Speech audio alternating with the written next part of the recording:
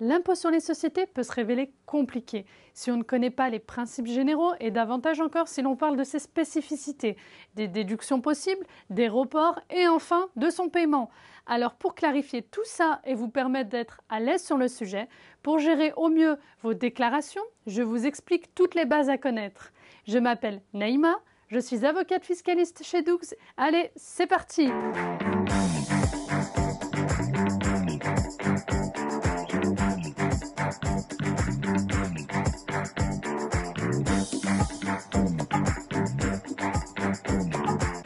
L'impôt sur les sociétés, qu'on appelle aussi impôt sur les bénéfices, est une taxe prélevée sur le résultat annuel des entreprises. Vous vous demandez qui est soumis à l'IS? C'est assez simple. L'impôt sur les sociétés concerne les entreprises exploitantes en France, c'est-à-dire qui réalisent leur activité commerciale habituelle sur le territoire français. Les bénéfices réalisés à l'étranger, quant à eux, ne sont pas soumis à l'IS. Si on veut rentrer dans les détails, il faut savoir qu'il existe deux types d'imposition à l'IS. L'imposition obligatoire et l'imposition optionnelle.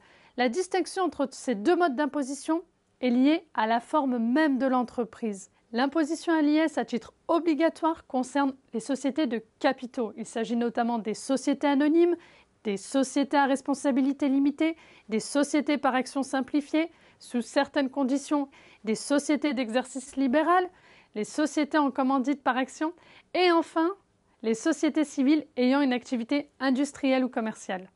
Les entreprises soumises de plein droit à l'impôt sur les sociétés peuvent toutefois décider d'opter pour l'impôt sur le revenu. Cela est tout à fait possible.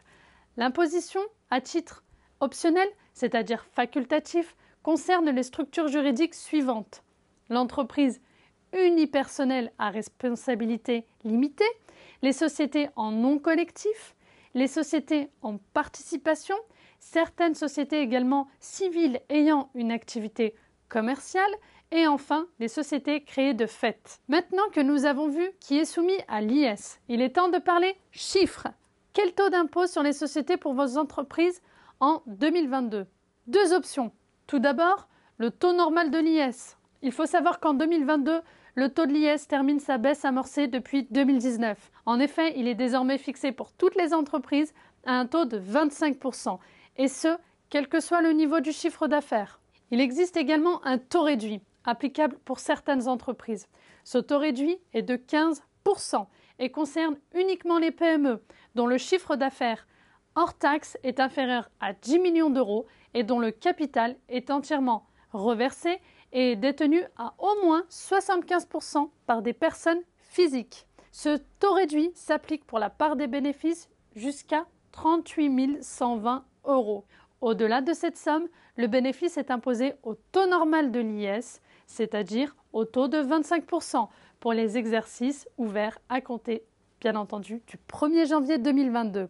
Ok, alors si je récapitule, on a vu qui est concerné, combien payer, et pour être complet, il nous reste bien entendu à voir comment déclarer et payer votre IS. On va commencer par la déclaration de résultats. Quel que soit le régime d'imposition de votre entreprise, donc régime réel normal ou régime réel simplifié, vous devez effectuer votre déclaration de résultats par voie dématérialisée. Ensuite, les entreprises soumises à un régime simplifié d'imposition, cette fois, peuvent également déclarer leurs résultats à partir de leur espace abonné, donc espaceimpôt.gouv. La date limite du dépôt de cette déclaration de résultats dépendra de la date de clôture de l'exercice comptable.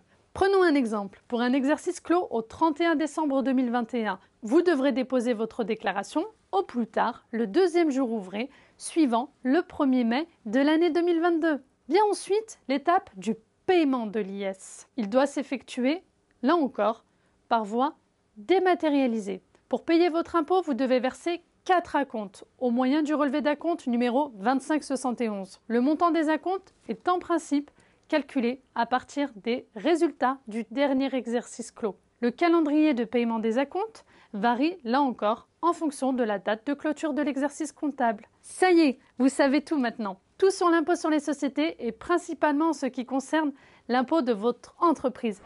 Vous pouvez désormais travailler à optimiser votre impôt en déduisant vos charges, en faisant en sorte de bénéficier de crédits d'impôt ou en reportant votre déficit en avant ou en arrière par exemple. Tout est possible. On se retrouve pour le prochain module sur la TVA. À très vite chez Dougs.